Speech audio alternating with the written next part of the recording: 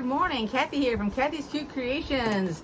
The week everybody's been waiting for, week 5. As the crow flies, we're going to be doing our assembly, so you should have this sheet in your email. Remember now, you're going to need to look in your junk mail or your whatever extra mailbox it puts it in. For some reason, sometimes things don't recognize your mailbox, so it's going to look like this. And we are going to put this together. You should have it all done by now. Last week would have been a good time to catch up since all you had to do was create that great big huge square right there. So I'm going to lay it out on the table and we're just going to sew it together. That's it. If you haven't done it yet, you go ahead and cut out all your strips and everything, whatever you're going to be using for your strips, and then just come join us when you're ready, okay? Or you can leave this to last and just put it together. I just made a big boo-boo and I spent 30 minutes taking all the work out, so we're going to start over. So I need to show you this again. I took a pencil and I marked where the stitches are so you can see where they crossed over. Let me remove my pen. So you can see they crossed over here. We're going to mark this tip so we don't lose it. So you come on this side of the X, which is the closest to the edge of the fabric, and then you're going to make a mark. You can use anything you want to make a mark because this is on the wrong side of the fabric. You're not going to see it. I'm going to have to ignore my little puppy down there making noises. He's locked up because he has decided that he's going to start to chewing shoes now. So I got to be extra careful with him. We're going to go ahead, and what I've done is I have pinned, let me back up my camera here, this fabric, which is our long one. I've put it on every right side of the bird. So here's the bird. It's on the right hand side. I've marked here so I don't lose my tip. And then I'm going to sew every one of these. So every right hand side, I'm going to show you based on the paper here. So we're going to turn the paper. Every right side has a strip right here. This is the 10.5 inch, 2.5 by 10.5 inch. That's the strip. So I've got it on this side and this side. There will be one on this side. I just haven't done it yet. We're going to sew this one to this to this. Then we're going to sew these two pieces together and then that one before we put each side on. So let's do that. So of course, when I sewed the last time, I managed to tell you about the foot, not the foot. Gosh, I want to call it the foot pedal. The pedal for the sewing machine, for Megan's sewing machine. So we couldn't find her sewing machine pedal, so I went ahead and I ordered another one. And you know, just like anything else, as soon as you can't find it and you order another one or you buy another one, you find the first one. So I found the first one, called up the company real quick, asked them to cancel my order. They said it had not gone out yet. Thank goodness it was going to go out later that day, so they canceled my order. So everything's good. And I ordered that from Sewing Parts Online because they're the ones that had it. I tried to get it at the Baby Lock store, which is the sewing machine that I had purchased for Megan. She has a Tempo, and they didn't have it. They said that they don't sell it, that I'd have to reach out to my retailer. And I've tried to buy other things from my retailer, and they don't have it. So they would just have to end up ordering it. And I don't want to go that whole long wait, so I just ordered it myself. But that is also where I'm getting my birthday present. I haven't mentioned it before. My birthday present is the Tulip Pink iron, which is just like the one I have, but the one I have belongs to my daughter. So when that iron came out, I decided to go ahead and get it for my birthday. So that's going to be coming here pretty soon. And did anybody do any shopping with Amazon Prime these last couple of days? I know, I didn't get anything frivolous. I bought cat litter boxes because I needed new ones. I have plastic and I bought stainless steel this time. And I bought a vacuum sweeper for down in my basement because I have one that's down there, but it's really crummy. It's one of those upright, but the problem is that every time I go to move it, the top part of the arm comes dislocated from the vacuum sweeper. So I've replaced that. Then I saw these cute little magnetic things that you put on your cabinet doors. I don't have magnetic right now. I got the little round circles, but they break. I'm going to show you how to mark this tip when the fabric is laying that direction. So the first thing you do, you see here's some more of my boo-boo here. You take it and put it the correct way where you can see it. Here is the thread going here and going there. So I'm going to mark it right here. So just mark it a little long. You flip your fabric like that. Put your ruler over, line it up, and go across it like that. And then you can pin it on your fabric, and that's what you do. And I'll show you after it's pinned, so it's going the right direction, and we'll just sew over that top of that.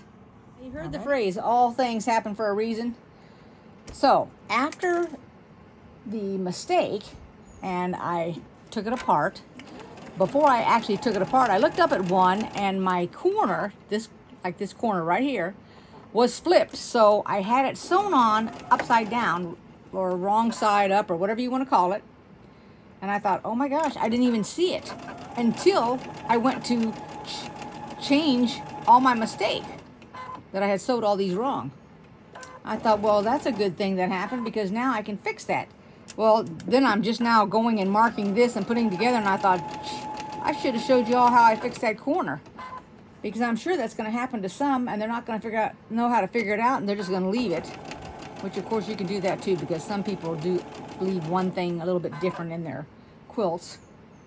But if I come across that again, then I'll show you how I did it. It didn't take that long to fix. So now I'm going to attach the other end. Here is our one strip. So we have that little strip on the side, this one down the middle because it was on the right hand side, and then I put the one on the right hand tail. And so let's go ahead and do all of that. But as I was saying, I was trying to explain. I didn't succeed. That's why she wants me to do a video of how to make a bag, because she can make a bag. And I said, well, just pretend. I'm going to show you for an example here. We're going to use this fabric. I said,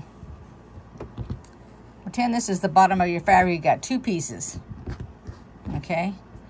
And normally, and this is exaggeration here, you have your two bags, you put your zipper up here, and then you're going to close the bottom of your bag.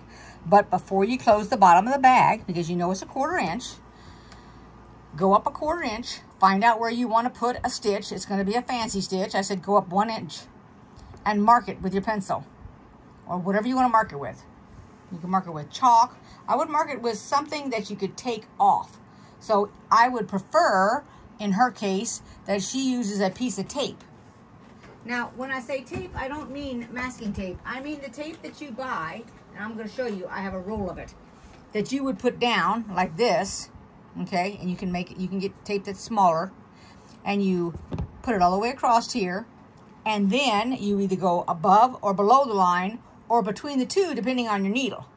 And then I told her you could do a zigzag, you could do a straight stitch. It didn't make any difference. It would be really, really pretty, and to be like a little fancy thing going on there. And that's when she said, well, would you make a video so you can show me? And I said, yes, I'll make a video, because you never have enough of these bags. You can make these bags. I know this is going to sound weird, but this is because I work in a dental office. You can make a bag to put your toothbrush and toothpaste in to take to the dental office, if that's where you brush your teeth, or to work. You could carry it in your purse. I mean, depending on what your toothbrush looks like.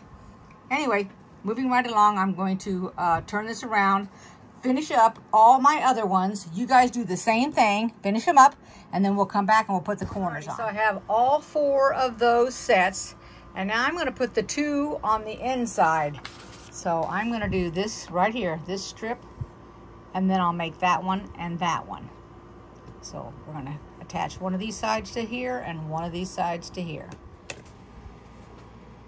Now, it doesn't make any difference which side you sew on. I pinned it so that I'm sewing on the side with the birds on it, the crow. You can do it so that the other one doesn't make any difference. I just made sure that all my little pieces are down. I've done the one side. I took a break.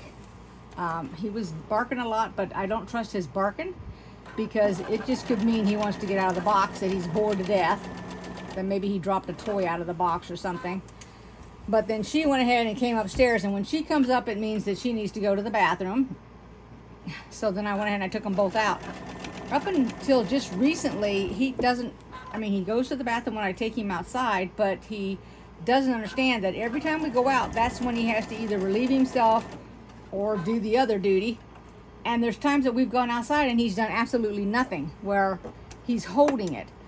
And I don't want him to have to hold it like he does all day long when he's in his box.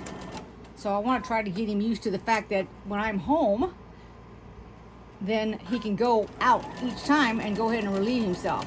He just hasn't learned that yet. There's been some times that he's not done anything outside, turn around, come back in here and go on the paper. And I'm trying to get to the point where I want to make less paper so that he understands to go out all the time. But I don't want accidents on my carpet either, so. Of course, he's only 5 months right now, so that's not quite, I mean, I'm not here enough that he could be potty trained. I know that when I got my first little Yorkie, I wasn't working and we had lived out in the country. And I never put paper down. She never went in a cage or anything. So constantly, every hour on the hour, I would take her outside to the bathroom. And if she went, fine, and if she didn't, fine. And she very seldom had any accidents whatsoever. The advantage of him growing up with Lainey is that he's got Lainey to train him. Because he already knows how to sit, he knows how to stay. He can fetch the ball, he can let go of stuff in his mouth. He does all that because she's already done all that and he sees that she does that. And it's a lot easier if you get a puppy and you have another dog that's already trained and they just follow suit.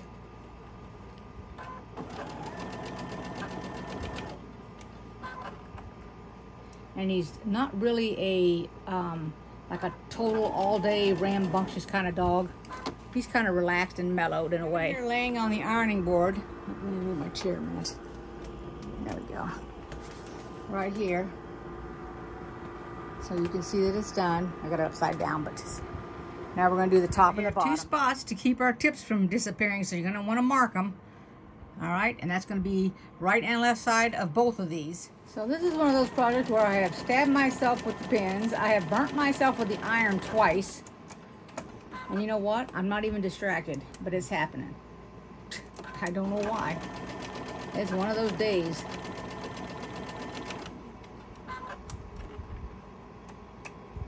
Just happens.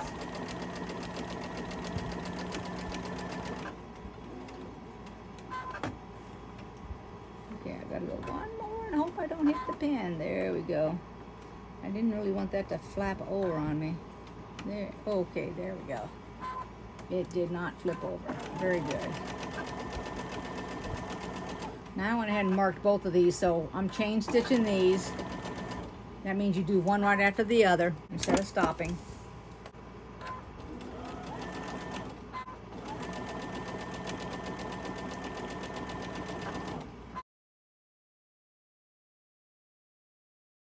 Putting that, I call it the middle square before we put all of our borders on.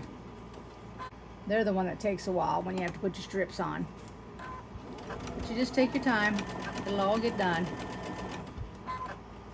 That's when you want to practice your 1/4 inch, because all that stuff just goes on straight with 1/4 inch. This is where you have to stop and mark it and that kind of thing. So the way that I did it was I made this face upward and these are outward. This is the top piece. Then the bottom, I made it face this way, and this is where the birds are downward. Okay? But you can do it any way you want. Now I'm going to put the top to the panel and then the bottom to the panel. Okay, the only part that needs to be marked are the right and the left end where you add your squares. I just got a notification that my my iron is here, but actually it went to my P.O. box, so I'll have to get it either later today, but I gotta get a notification from them first before I actually go there, because they have to unpack stuff. So, and if I don't get my notification by the time they close today, then I'll just go tomorrow. And I don't want to be out on that traffic at 5 o'clock tonight on a Friday or a Saturday.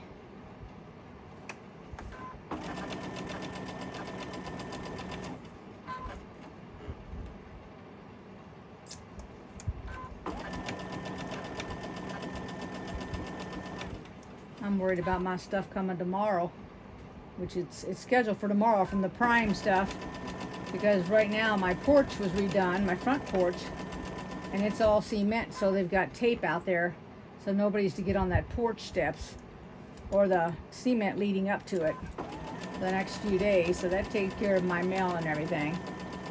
It won't be delivered, but hopefully my packages will be, and they won't be rerouted back to the warehouse. I did get a package from my sister yesterday. They just tossed it on the porch. It's just a small little box.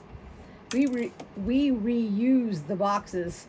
For example, I got a box from Creative Notions, or a package. Well, one time when I got a box, then I'll save that box, and if I put stuff in it for her, she'll hold on to it, and then she'll turn around and send it back to me, and it'll just go back and forth, back and forth. We just changed our label on it. That's all we do. I got a whole bunch of different little boxes from different companies.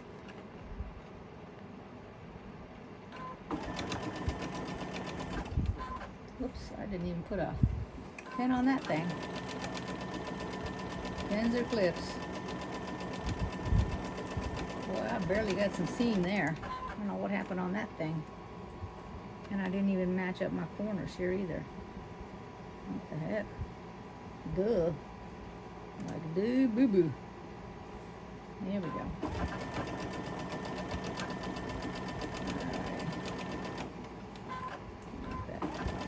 Now I'm going to go ahead and do the bottom, and you do the bottom also, and then we'll be back and this whole inside piece will be done. Here we go, everybody. The finished product. It turned out beautiful.